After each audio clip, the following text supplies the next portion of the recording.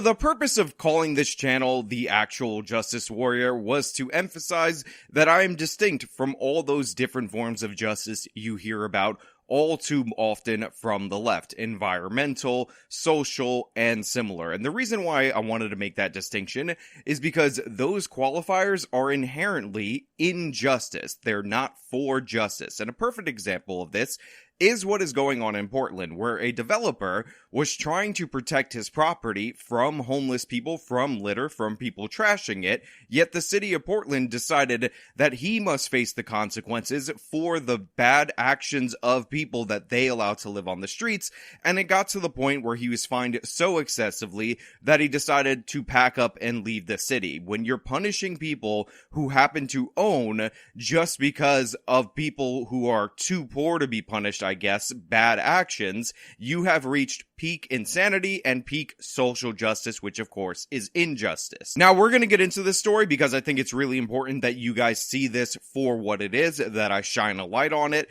because I believe this is indicative of an overall worldview that has taken hold largely in the city of Portland, and of course it is a worldview that is driving that city into poverty. It's a worldview that has caused it to be the 6th most fleeing population city in the entire country since the George Floyd riots. But before we get into that, I just want to say thank you to everybody who signed up over on my website, actualjusticewarrior.com/join. Give me the money. Give me the money. Okay? Thank you to the podcast listeners on Spotify, Apple, and Google's podcasting platform. And thank you to Mr. Sam Cedar for agreeing to do the debate. We are working out the details right now, and we should have something announced at some point in the future when I lock down a date. But without further ado, let's get into the video. The phrase, the city that works. It's the city that jerks. You know, I mean, how can you be this dysfunctional? This story is brand new at 6 tonight. Pulling out of Portland. After 4 decades of doing business in the city, a local developer says he's done. I just want you to think about what was just said there. You have a developer in the city of Portland. Now, I know for some reason people have bought into the left-wing propaganda that developers are somehow the most evil people in the history of the world, but in reality, in actuality, the people who build should be admired, not condemned for no reason. So you have a guy who's fleeing Portland, and the reason why he's leaving the city after 4 decades is due to the fact that Portland policies are hitting him real close to home on his properties, and an unjust system of penalizing the property owner for the action of others has been weaponized against him, his business, and basically everything that he's worked towards in the city of Portland for the past 4 decades.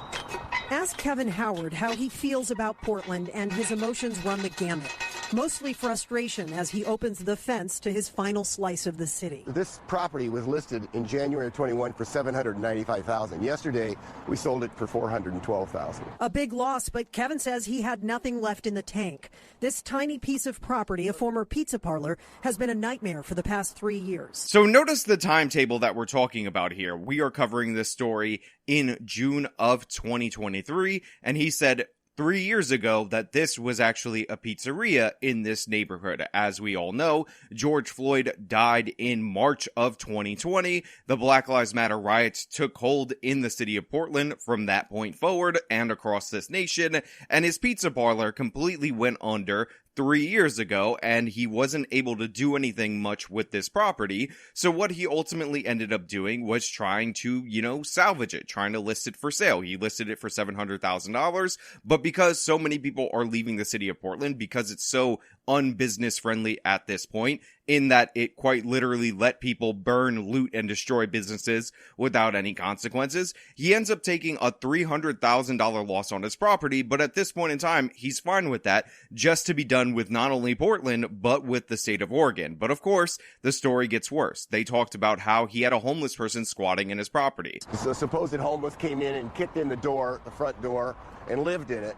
And I waited till they came out and I had to board it up. So rather than confront the homeless person, he ended up waiting for that person to leave on their day-to-day business and boarding it up as a hopes of keeping that individual out. By the way, I would not be surprised if he could have faced potential illegal eviction charges from the city of Portland, because they would likely grant the God tier rights to the homeless person rather than him trying to protect the property that he invested his blood, sweat, and tears and money into. But Kevin says that didn't do much. They just broke in again and again, living inside, outside, even in his dumpster enclosure, which they eventually set on fire. So these guys come in, they squat on his property. He tries to board it up in order to keep them out. They re-enter. This is breaking and entering by any definition. They start using drugs in the property. They're sleeping all around it. They're absolutely trashing it. They even went so far as to set the dumpster enclosure on the property on fire because they have a reckless disregard for this property. Now, I've talked about how a bunch of left-wing cities have ridiculous squatters' rights, and I feel the need to explain the premise of squatters' rights so you can understand them, so you can understand that this is clearly and obviously not a good application of that principle. So originally the idea came from as follows. Let's say you're marching west to the new frontier and you discover a cabin that is seemingly abandoned. You decide to go in the cabin because you need shelter, and then over time you fix up the cabin, you plant crops, you pour your blood, sweat, and tears over the course of years into that property, making substantial improvements. Then all of a sudden, 5 years later, 10 years later, the original homeowner comes back to the property to discover you living in it. Now, 1-to-1, a lot of people would say you just get the property back. But the thing is, you've improved this property. You've improved this lot of land. You have added value that cannot be restored to you. And the homeowner who did not put any of the work into that area would end up reaping the benefits of your labor. This is why we developed a system of squatters' rights in this country and in the English common law tradition. But the thing is, these people are not doing any of that. They're not improving the property. The property was not abandoned. This guy was actively trying to get them out from the jump. And Kevin tells us he got nowhere when he called police. And I said, well, what does the homeowner do? What does the property owner do? And they said, well, call the Central City Concern. And I said, what'll they do? And they said, well, they'll probably come out and give them a cup of coffee and some hot soup. Yet, despite the fact that they are flying in the face of the very principle of squatters' rights, they are conferred all of these additional privileges in that when the homeowner calls the police, he's referred to an agency that will promise to bring them food, so presumably they can stay longer and trash the property even more. He looked into hiring a security guard, but that was too expensive, $15,000 a month. So he decided to get a fence. But the wait was 4 months. I said, why? And they said, because homeowners, like mad, are fencing their property to keep the drug addicts and the homeless out. So because he can't afford security for the property at a rate of $15,000 a month, he ends up trying to get a fence. However, because fencing is so in demand in the city of Portland, because they've allowed homeless people and drug addicts to do whatever they want in the city of Portland, it ended up being a months-long wait. And during that course of time, these people continually trashed the property with needles and all these other things, so he worked towards cleaning it up. Now remember, the government in this instance was completely powerless to help him, according to the police and according to the organization that brings these people soup and hot coffee in order to make them feel better. But just because the government is completely powerless to help you doesn't mean, as that famous line from the Simpsons episode stated, that they're not powerless to hurt you. So the trash piled up and Kevin tried to keep up, but it wasn't enough.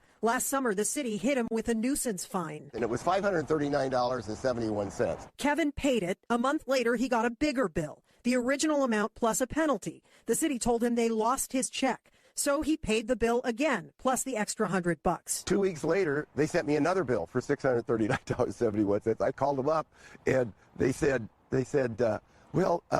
this might be a duplicate bill. That's right. They fined him. Now, of course, the dollar amount of the fine is not the issue in question. It was a little over $500. And of course, he tried to pay that immediately. Yet they said that they lost the check. Therefore, he owed them an extra $100. So then he pays that immediately. And then they send him another bill because Portland is just trying to extract as much revenue as possible from this individual. And obviously, because he didn't actively try hard enough to clean up after the people who essentially stole his property, deprived him of his property through criminal means, he is responsible for the garbage and the dump and all that because he owns it in all the ways that can hurt him, but apparently he doesn't own it in any of the ways that can benefit him. But we've already put a lien on your property.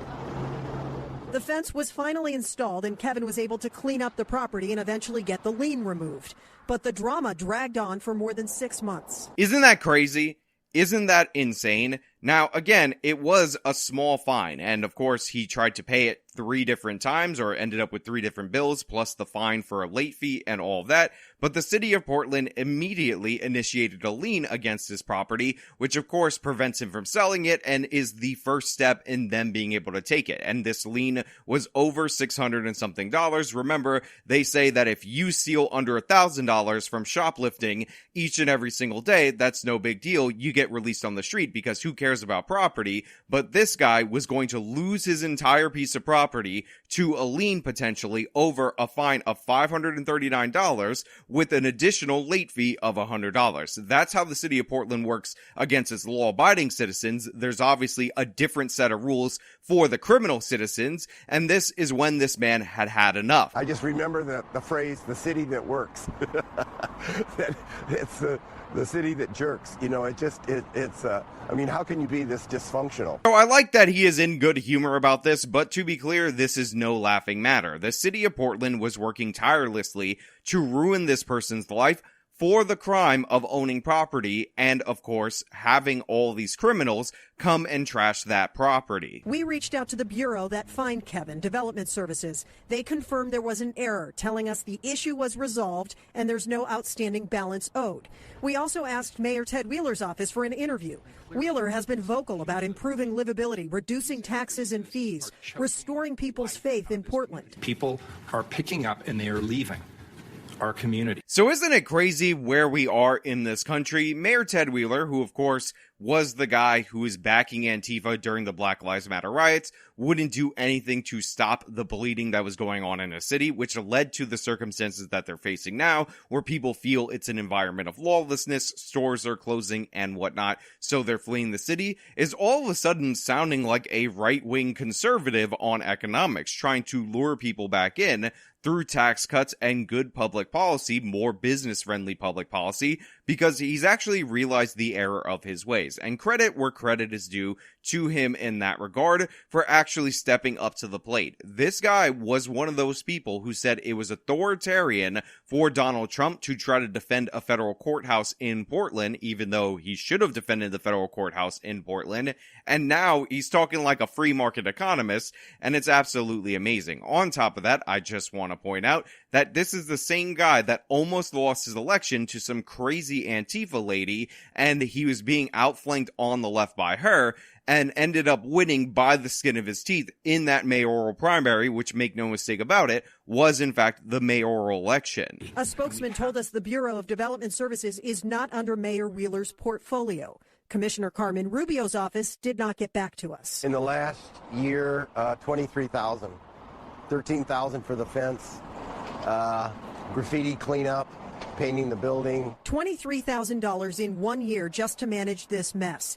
But Kevin, who founded Northwest Self-Storage and owns 70 properties over the past 4 decades, says it isn't about this one address. I've been all over the world. I live in Australia for a couple of years. I've been in all 50 states in all over. And I came back to Portland and I came back to Oregon because I loved it. I loved the people, the greenery, the lifestyle, and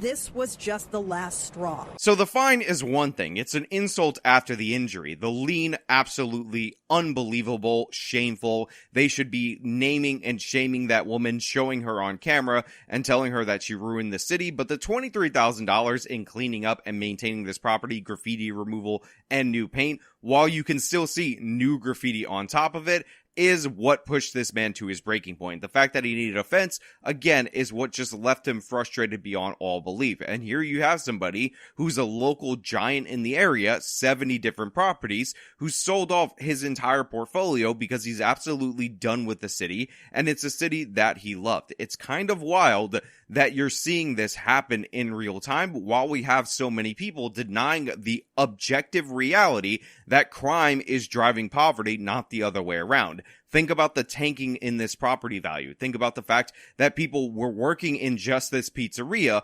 only 3 years ago, and now they have no jobs. Think about the fact that when all these businesses close or they have to raise prices to compensate for the theft, that those who are already struggling on fixed incomes or are low income end up paying more. Think about the fact that when all the grocery stores close, which by the way we've covered in Portland, them closing their Walmarts that offer goods at low prices, which again benefit the least fortunate among our society. Well, those people now have to pay higher prices for their groceries because guess what? They still have to eat, and the cheaper alternatives have left town. This doesn't even take into account the fact that housing, like other properties, like these business properties, are also going to go on the decline due to the blight in the city. This doesn't take into account that if you have like a strip mall where there used to be 10 stores, and that mall was dependent on foot traffic, even the closing of some of those stores is going to reduce and put a strain on the remaining stores, and this could have all been prevented just by not letting